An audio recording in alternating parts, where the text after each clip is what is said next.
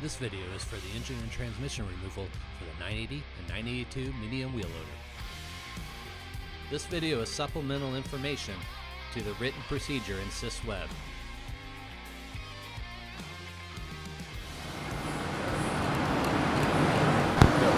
So what we did here is we have a dual spreader bar setup just because the weight of the engine and transmission together is a lot, and a lot of the weight balance is going to be on the rear.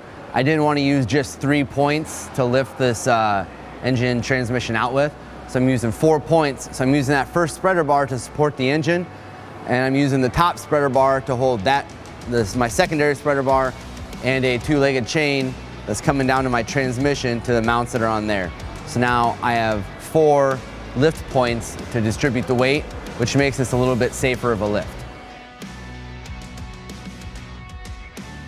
All right, so to start, we're gonna loosen our transmission mounts right here.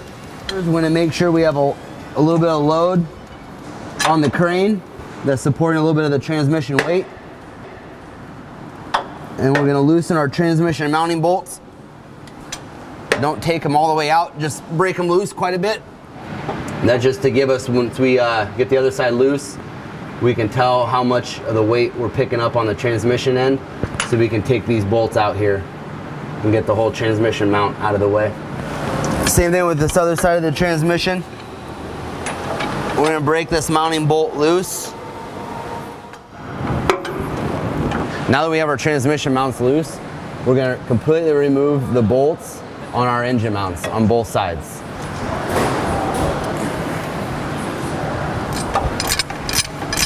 All right, for our next step is we're gonna go up with our crane, take a little bit of weight off of our transmission there. So now it's safe to remove our actual transmission mount. Right here, we're taking the bottom 2 bolts off to the mount. Just be cautious so you stay out from underneath the actual transmission itself, because it is becoming a suspended load.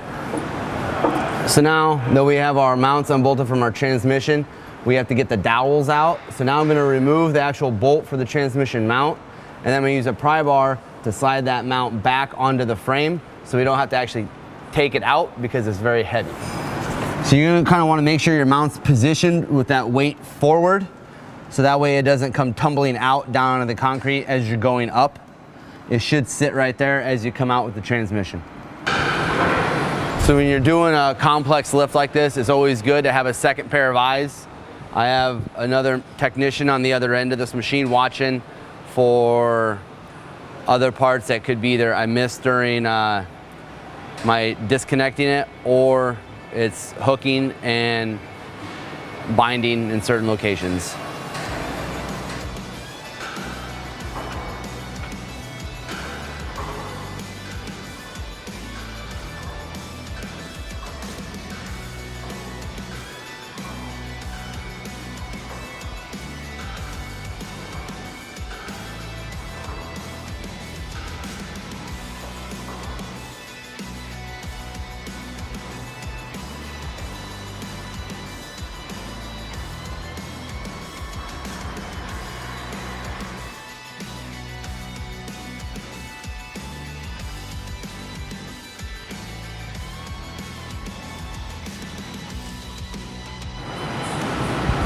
Please refer to the full procedure in the disassembly and assembly manual in SysWeb in order to know what to disconnect in order to remove the engine and transmission.